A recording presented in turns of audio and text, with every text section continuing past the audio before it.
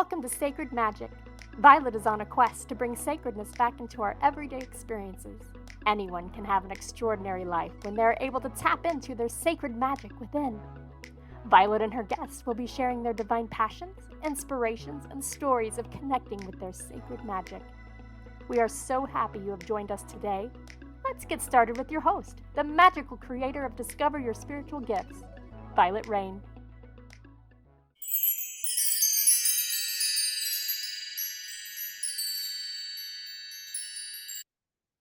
Hi, everyone. Welcome to Sacred Magic Podcast. I'm your host today, Vialet Rayne for Sacred Magic.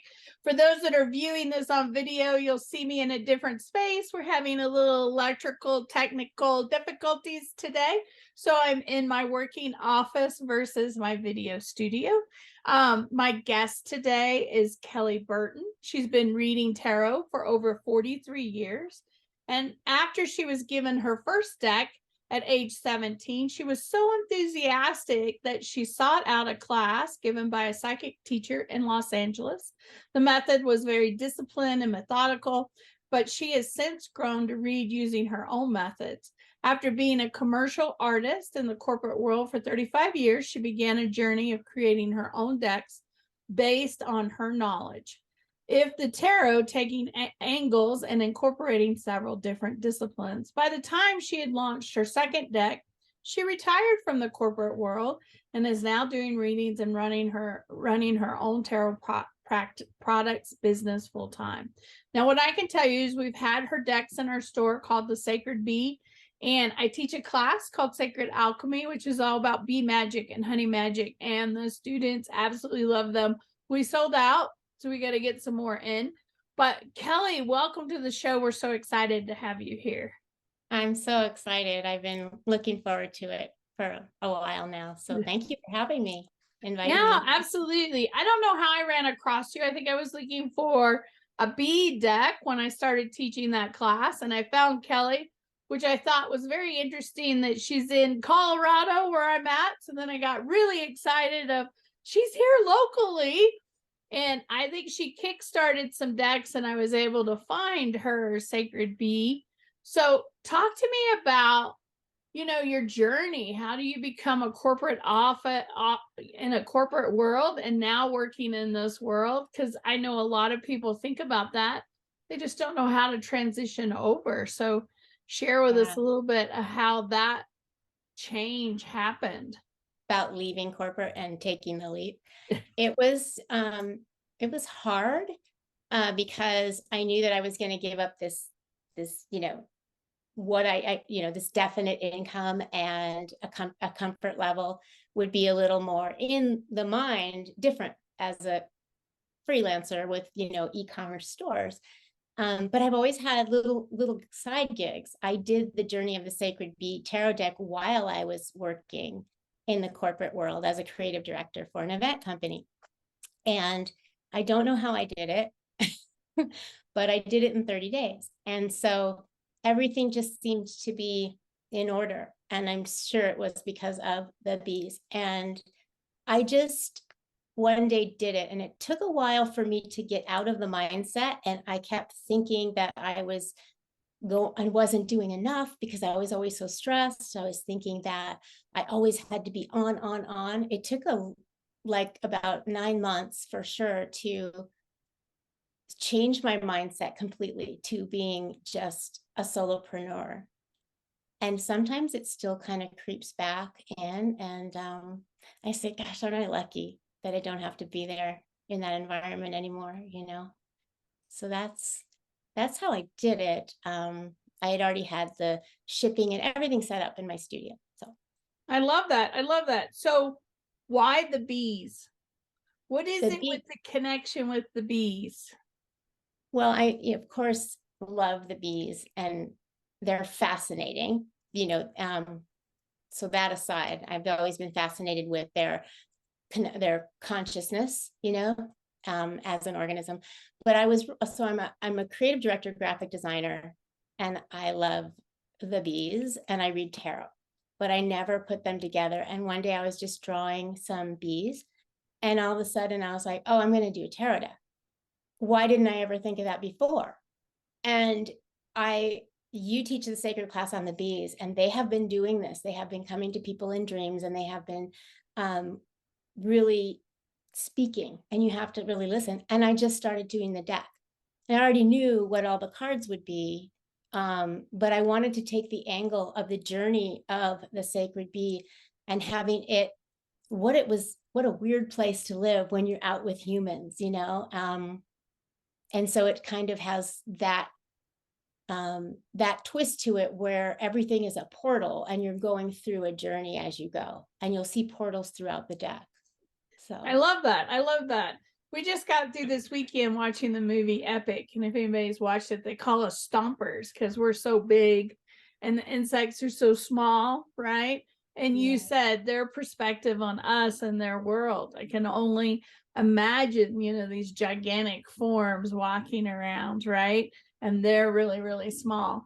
But I love the bees. The bees are great teachers. And for me, they hold a lot of consciousness, which you talked about, but a lot of magic. And without the bees, we couldn't survive because they're pollinating our food sources and, you know, the planet. And I think it's really kind of interesting that right now they're trying to connect with people because they're becoming somewhat extinct, and they're trying to get our attention of, are you paying attention to the bees, right? The bees are so important. So how did you go from a tarot? Because now you have 3 decks. So tell us about these 3 decks that you've created. Well, I thought I was done. You know, I thought, well, this was the thing I needed to do, was the one deck.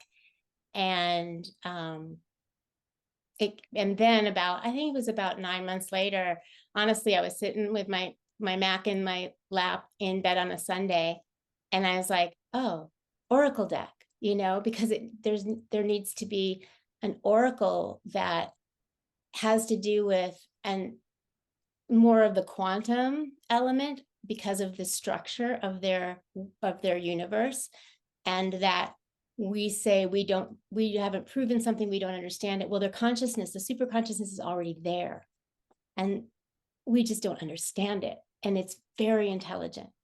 And so I started to do the wisdom of the sacred bee because it's a little more heady and esoteric, and you used it because it has more of a relationship with the universe and the 5 elements.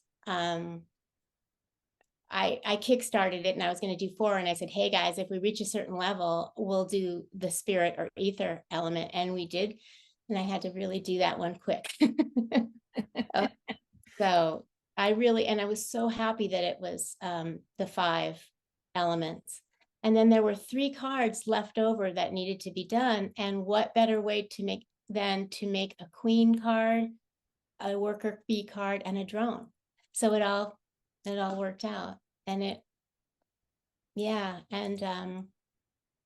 there was some people were saying that the journey of the sacred bee was a Thoth deck. And I was like, well, it really isn't. It's just my combination of reading over the years of both. And I take what I like from both, like Golden Dawn and the Kabbalah and sacred geometry. And I just naturally just put them all together the way I read.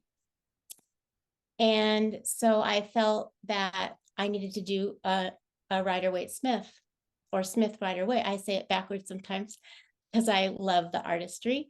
And that I struggled more with the RWS, even though I know it inside and out, because I was pushing it. It wasn't an original concept. You know, the visuals had to follow, you know, tarot, and you know, that anyone could read, or the people who are familiar with Rider-Waite-Smith could read with that. But my only twist was I did it as a beekeeper. So it's the keeper of the sacred bee. So the protagonist in that deck is the beekeeper. So what have you learned from the bees and doing all these decks? Because you had to gain some knowledge, some wisdom, learn some beautiful things from the bees and working with these decks.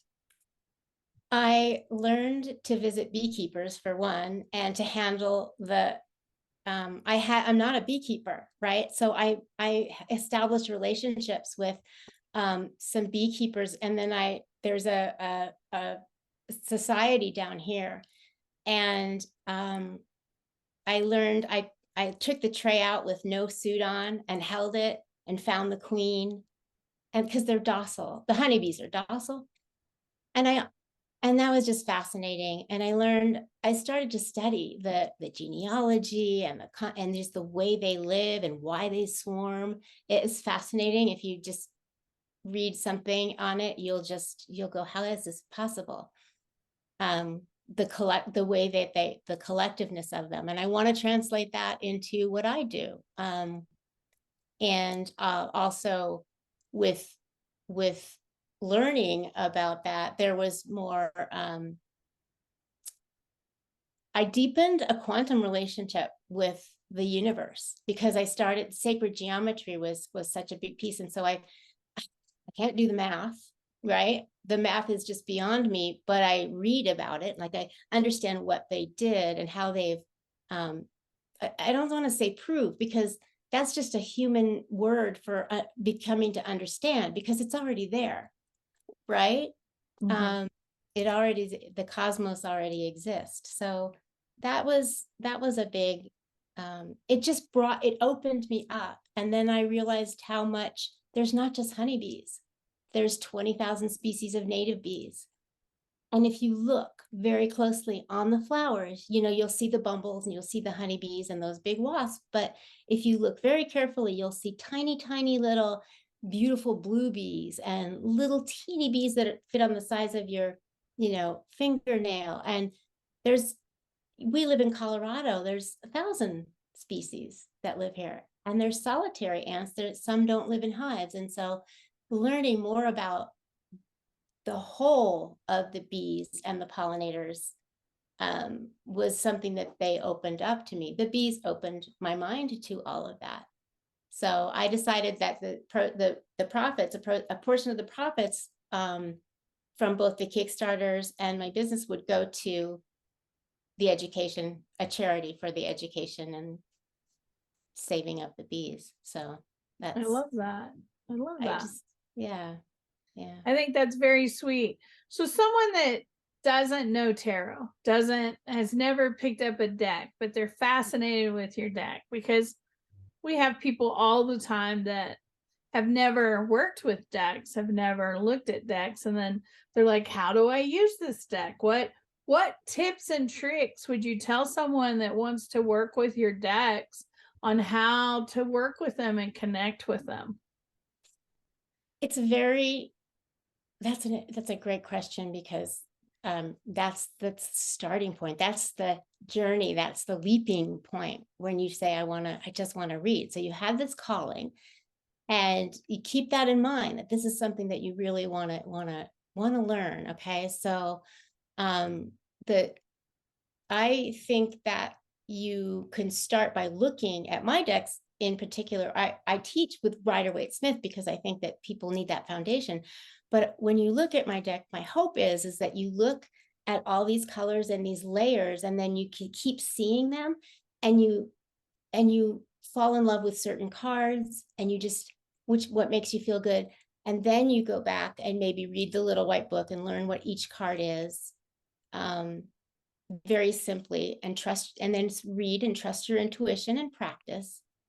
And then never forget that a really strong foundation in the tarot, if you really want to read it, it just helps you so much to read deeper. So if you do know the astrology, if you do know the decans of all of the cards, and the majors that correspond to the minors that correspond to the planets, your readings will just grow and expand. And so it's a never-ending journey.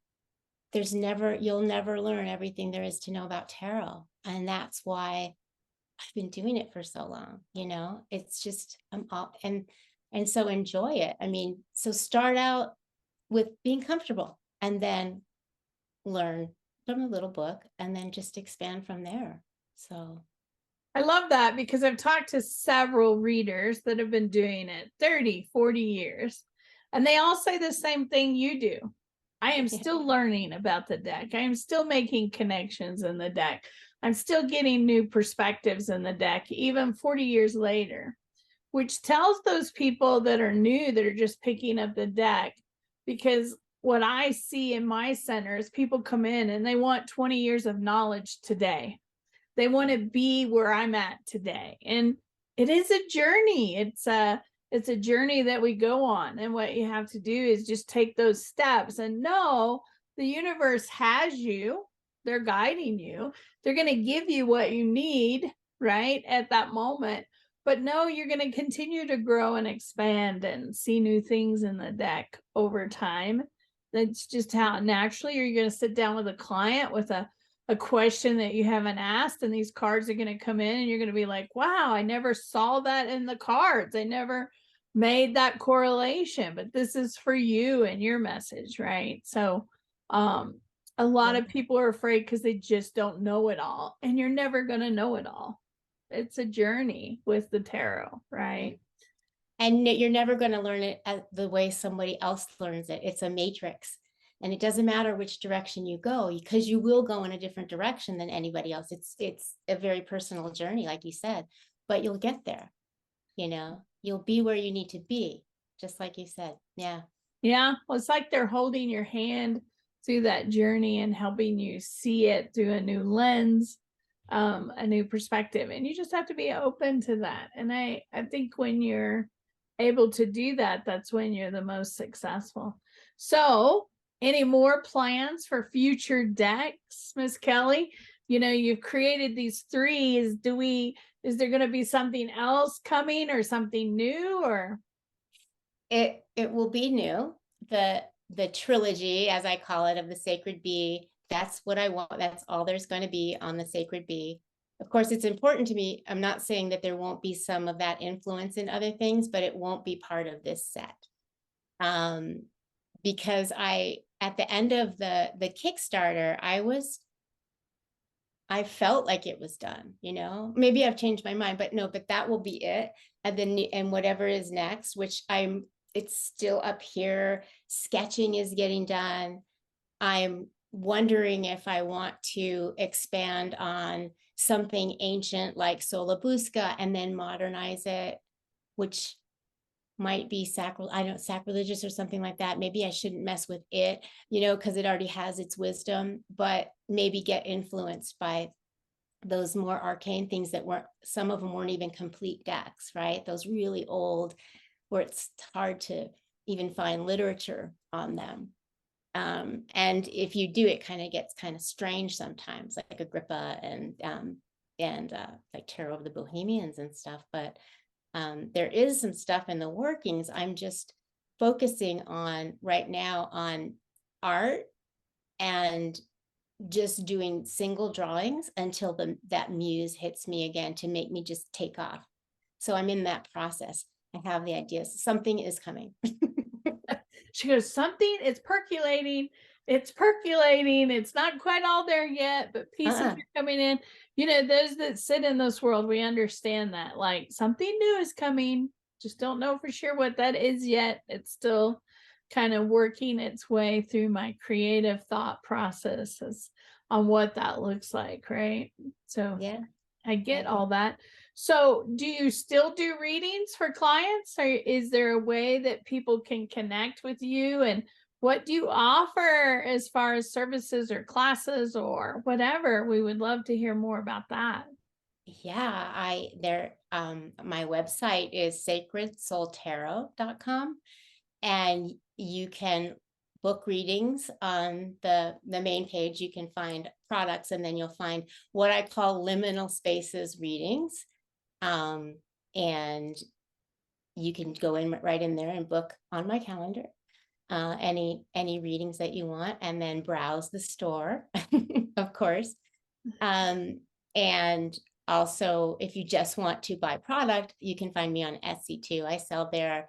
For international, I sell on Etsy because I like the package. I like the paperwork to all be included when it goes overseas. So that's where you can find that. And classes, I do classes. I haven't done an in-person class in so long. And so right now I'm getting the materials, because if it's not on Zoom, then I want to present it, with physical. I already have all the stuff from the classes that I had, but I really want to update it now because I've learned since pandemic, so there's a class coming up too. There's actually, it'll be 4 sessions for the intro. Then I have a little more expanded class. And then I have ones that work on dignities and astrology. And then there's a court card that ties it all in as the personification of the tarot and how we can relate to it. So those are the offerings that you won't see on the calendar right now, but they should be. They're coming, right? They're coming. Yeah, they're there because I've taught them, but I want to change them. I love that. I'm constantly changing classes too. I know my students are like, how many times have you updated this material? Oh, about 4 or 5 times, because we grow and expand. We add, something comes in when you're teaching a class and you're like, oh, that's really cool. I want to add that to the program. Yeah. The universe is constantly stretching us a little bit more, having us see a little bit more. I think that's part of the process, right? I think when you're a teacher, you can't help but just want to give it all, And so you say, well, I could just put a little more in here or change that, it's like being an artist and a teacher, you have to do it. There's no way you can't. It's just something you have to do. You're compelled to do. It's just in you. So yeah. I love that. I love that. And for those that are listening, Kelly will be at our spiritual craft fair in November 2023. So depending on when you're listening to this, you can actually come to the center and meet her in person. I'm planning on getting her to autograph some stuff for me while she's there, because I have all of her decks. And when I do alchemy again, we'll be sharing her decks again, because we work with the bees and the honey, and it just so fits into our work that we're doing with the bees, and the students are learning tarot at the same time. So your new deck's going to be amazing option for them, because I have them get a Rider Waite and a different deck so they can do some comparisons, because I think understanding the foundation and then seeing how somebody else has taken that perspective is kind of fun in the learning process, right? Because everybody has their perspective of the Fool or the Tower or the Ace of Cups, and so it's kind of cool to see people's perspective. So you can come and see Kelly in November. We would love for you to come in and see her. So yeah, I'm so excited to go to that. I know it's going to be fabulous. I've been to your store and I've seen your classrooms, and it's magical. It's just magical, Well, I was so excited that we got to see you. I know you came down to see a guest that we had from out of town, and we were so excited to get to meet you in person when you came down. So I look forward to seeing you again. I was so excited to get to talk to her today because I love her decks. I love having her decks at the center, and the customers love them and the students love them. So yeah, I love your perspective. So you have such amazing energy, Kelly. It's just perfect. We can just hang out, right? I know that's what happened. The connection with you and I was first just a big hug, right? I remember like, I just need a hug. Can I hug you? Yeah. So it's mutual. So I love it. I love it. Yeah. I love it. Well, thank you so much for taking the time to hang out with me today and to share about your decks. And we look forward to doing more of these as you get creative in your creative projects, being able to come back and share with folks what you're doing next. We would love to have you back on the show multiple times just for the journey and seeing what's happening. And then thanks for being with us. Oh, thank you so much for inviting me. This has been really fun. I appreciate it. Yeah, it's been really fun. For those watching, thank you for listening to Sacred Magic Podcast. We hope that you will follow, comment, subscribe on our channels. We would love to see you. And if you're ever in the Littleton area, stop by the shop, say hi. And I hope you have a very magical day, and thank you for listening. Are you seeking an online spiritual education resource? Do you crave to know more about various topics of spirituality?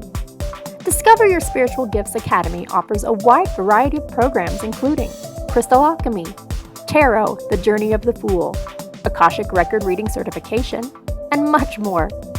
These online courses allow you to learn on your schedule and at your own pace. You can find out more at www.discoveryourspiritualgifts.academy. Thank you for joining us. To find out more about Vialet, head over to discoveryourspiritualgifts.com. You can also send a personal message to Vialet through email, violet@discoveryourspiritualgifts.com. If you love the show, subscribe to our podcast on Apple Podcasts, Google Podcasts, or Spotify. Until next time, remember, we are meant to have abundant and joyful lives. We hope to see you soon at Discover Your Spiritual Gifts.